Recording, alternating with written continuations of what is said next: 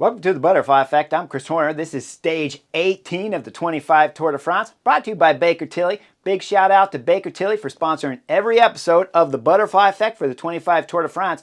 And it just happens to be Baker Tilly is sponsoring our 1000th video on the Butterfly Effect and beyond the coverage. It's been a spectacular 1000 video, and today is going to be no exception. It's going to be a remarkable stage here. When we look at the profile at 171 kilometers, I'll call it 110 miles in length.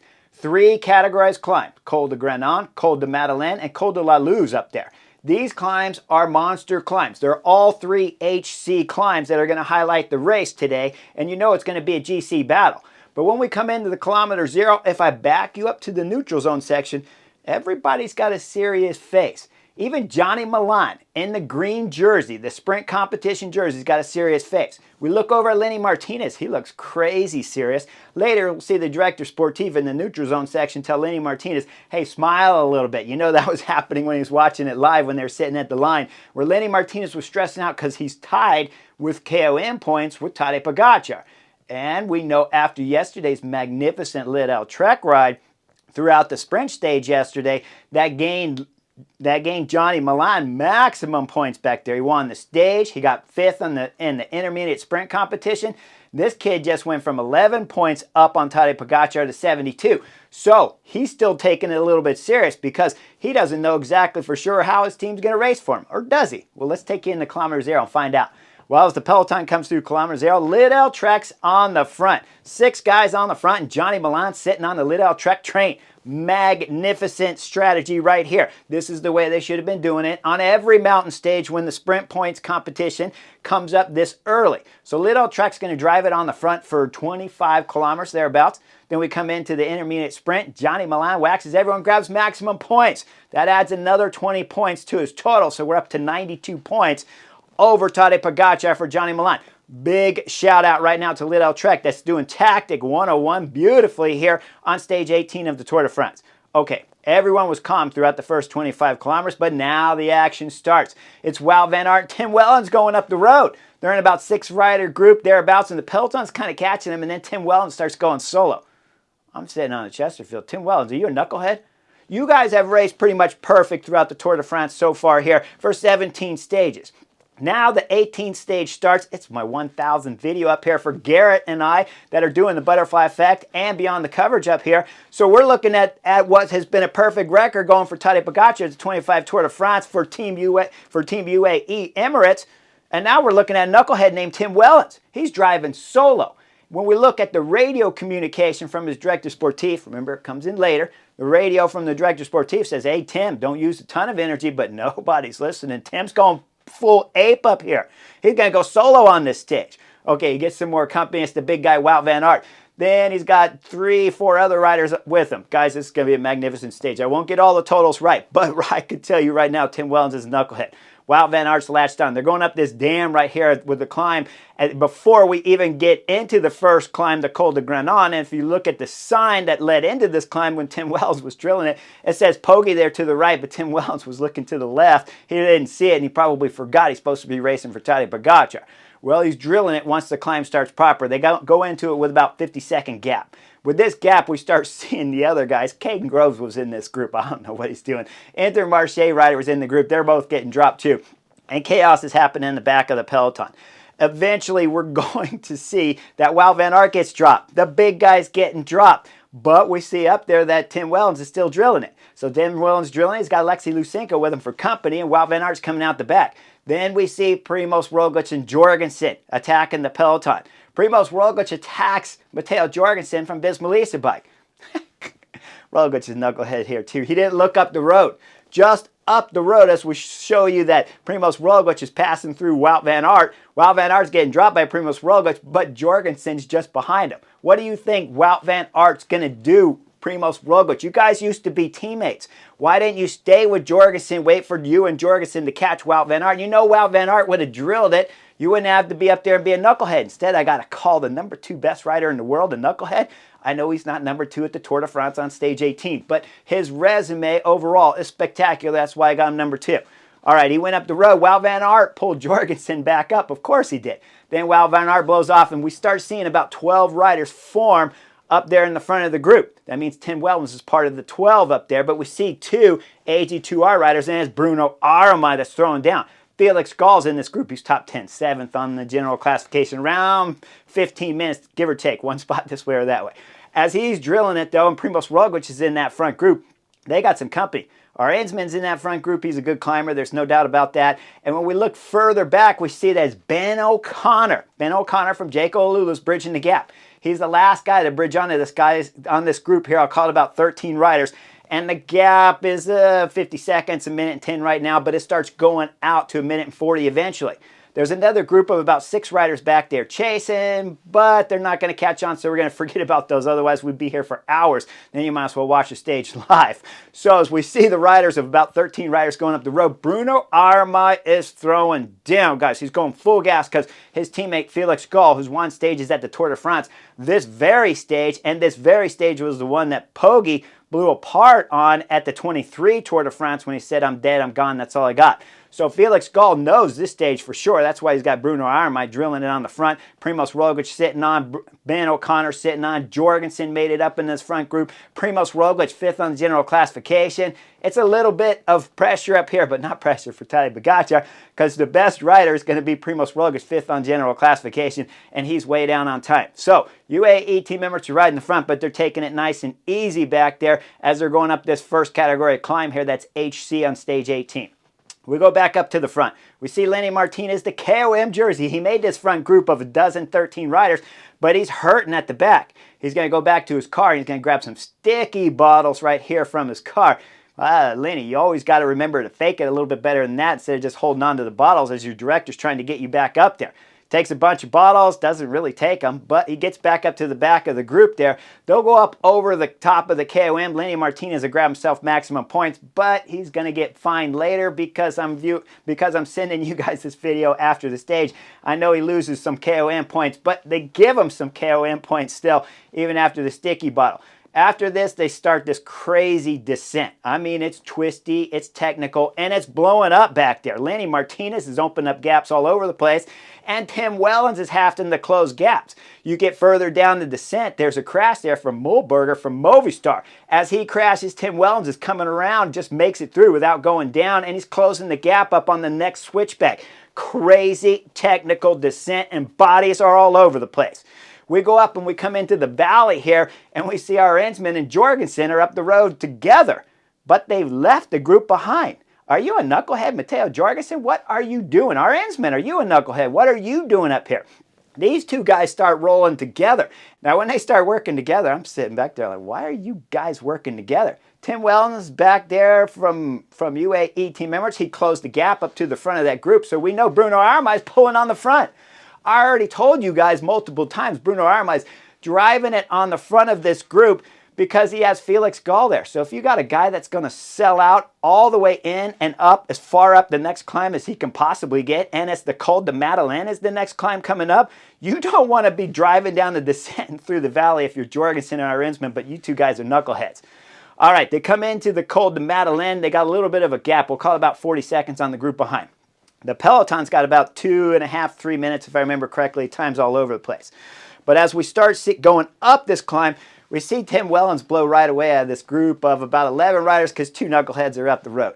As we see the Tim Wellens blowing up, like, Tim Wellens, what were you doing up here anyways? You can't be blowing right now. We go back and look at the peloton. UAE team members are leading into it, but we're coming into 80 kilometers to go on the Col de Madeleine, and Wout van Aert's getting itchy back there. He starts throwing down on the pedals. The big guy's going to do about 1K. Then he's going to blow, and then after Wout van Aert, we know it's time for Tiesj Benoot. Tiesj Benoot starts putting on a show, starts thinning out the peloton a little bit. We know Visma Bike want to light things up, and they have Jorgensen up the road as a satellite rider. But Jorgensen spent some energy coming down the last descent through the valley with our Ensman, and even about 5K up this climb when we start seeing those guys getting wrapped up. Now, again, with Tim Wellens getting dropped, with Visma Bike there drilling it with Tiesj Benoot, he does about a K2, and then my man Victor Campenaerts gets on the front. Vic is going crazy. I have no idea how his form got this good, but my man Victor Campenaerts has reinvented himself. He is a climber now. He has been a classic rider in the past who gets dropped at this point in time when there's still 70 riders in the front group. But my man Victor Camp is a pure climber now. At this moment, he's drilling it. He's got it down to 15 riders there.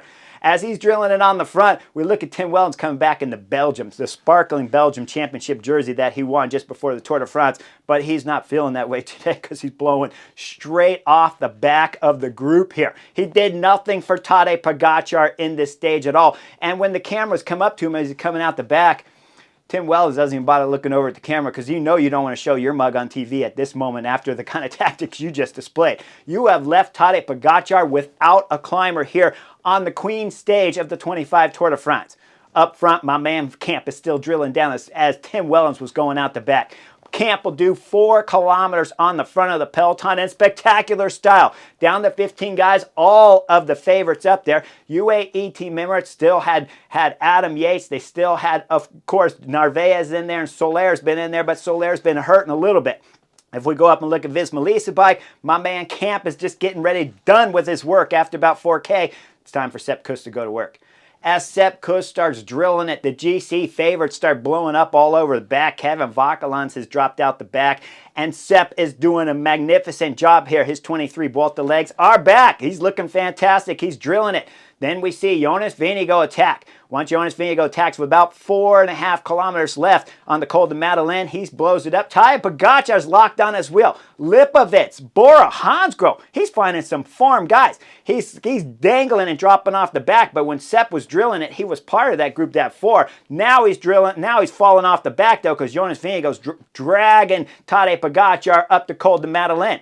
As Lipovitz is struggling back there, you know Jorgensen up front is heard on the radio, or they already had this plan, because we're going to see Jonas Vingegaard bridge up to Jorgensen, and he starts drilling it. Now, we start looking at this group up here with Primoz Roglic up here, 5th on the general classification, but Lipovitz is off the back, only about 30 seconds. Primoz Roglic isn't going back for him. Now, if we start looking a little further back behind Lipovitz, we know Oscar Only is back there, and he's got some company. Tobias Johannesson is back there for UNO-X, who's been riding a good 25 Tour de France. But Oscar Only is a threat on the white jersey, and he's a threat because he's 4th on general classification of the biggest threat anyways to Lipovitz. But Lipovitz is in front of him right now, and Primoz Roglic is in the front group with Jorgensen going ape on the front of the GC guys here of 1st and 2nd. With Jorgensen going ape, with Primoz Roglic not dropping back, they're going to go over the top of the KOM. And Jonas Vingegaard kind of sort of sprints for the KOM, or at least takes maximum KOM points. Pogge's right on his wheel. These guys go over. Jorgensen gets back on the front and starts driving it. We see Lipovitz about 30, 40 seconds going over the top of the KOM. But take a look over at his right shoulder there. Down the descent after the U-turn there, the switchback, 180 switchback there, as the GC guys, 1 and 2, are going down with Primoz Roglic.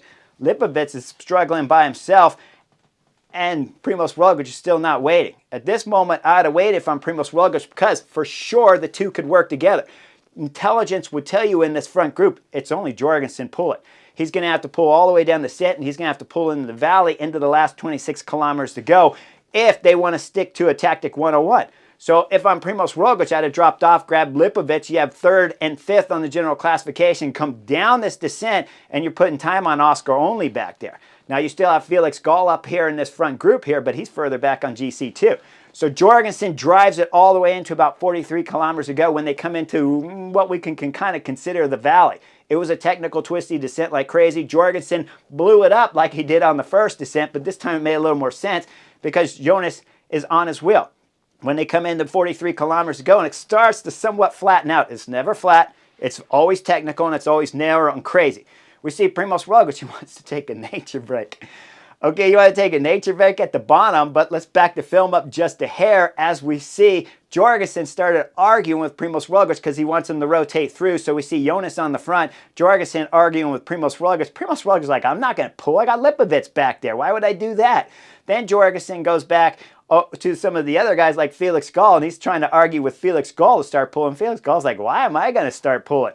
You got first and second here. I got Primoz Roglic fifth on general classification. I got Tadej Pogačar and Jonas Vingegaard as the best climbers in the world. Why would I pull this group? So Jorgensen's realizing that he's not going to get much help, and we see a little bit of unrest once we start seeing Primoz Roglic take a nature break. Well, this is when Ben O'Connor decides to throw an attack. He throws in attack as Primoz Roglic decides it's time for a nature break. Didn't want to go back for Lipovitz and help him, but now wants to stop for a nature break. If that was the case, why don't you just stop at the top of the summit, take a real quick nature break? Your teammate would have showed up and you guys dropped down the descent together. Okay, I don't know. Maybe the guy's really got to go, but he's going. Ben O'Connor's throwing an attack, and Einar Rubio from Movistar's going with Ben O'Connor. Those guys split between the two there and went up the side of the road. They come around the right bend there with the hillside on the right side. And of course, we see Ben O'Connor and Einar Rubio getting a bit of a gap. And then Jorgensen joins the party. We got three guys in the front, but Jorgensen's Visma bike. That means back there that Jonas doesn't have any help, right? So he's sitting back there. He's got no help. There's a little bit of chaos. Primoz Roglic must have decided to put it away. Looks like he's getting ready to do another nature break, but then there's some more attacking, and next thing you know, we see that it's Arensman that got dropped going up the Col de Madeleine, but he makes it back on because, of course, Lipovitz was back there. So those two wrapped up on the descent, and then they came back and caught the favorites up here. So they're throwing an attack for the Arensman, and Arensman's throwing an attack. Jonas is chasing him down. Then he gets all upset at Jonas Vingegaard, and I'm sitting on the Chesterfield. You got every right to be yelling at Jonas Vingegaard. Jonas, why are you chasing him? You got your man Jorgensen up the road. If this is a tactic you want to play to put pressure on Tadej Pogačar, because Jorgensen's up the road, I assume you guys switch from second on general classification strategy of trying to win the Tour de France to switching back to a stage victory here with Jorgensen at this moment. But if you're seeing Arensman go up the road, there's no reason to chase Arensman because, well, Pogi's not with him. So just let Arensman go up the road. Maybe get stuck in the middle. Maybe helps Jorgensen further up the road. I don't know. But Jorgensen spent a lot of energy already here on stage 18 of the Tour de France. And Jonas is getting yelled out from Arensman. As that group comes back together, Felix Gall's throwing in attacks multiple times. More times than I can cover, that's for sure. Then Lipovitz throws in an attack, and he starts going solo. We see Primoz Roglic at the back talking over there to the Bora Hansgrohe card, and they're having some kind of conversation. The only thing I could be thinking if I was a director sportivo is, why didn't you wait for Lipovitz? Well, now Lipovitz is going up the road, and he's between the two riders that become three riders up front, with Jorgensen driving it up there, and Lipovitz is getting stuck in nowhere land, so it means he's got to put out some energy before we get into the final climb, the Loze. As Lipovitz throwing everything into it, some more attacks are happening back there, some more coverage is happening. But we go back and look at Oscar Only back there and Tobias Johannesson. Well, they start getting some company because Post Picnic NL, they have two riders catch on to the back of this group back here with Oscar Only in it. That's their teammate. They go straight to the front. They start driving it. Now we're coming into the final climb. Three riders in the front. 26 kilometers to go, Col de la Loze. As the three riders in front are drilling, they got about 3 minutes on the favorites back there and about 1 minute on Lipovitz. Now, just as the favorites are coming in, all of a sudden, Post Picnic NL start flying by on the right side.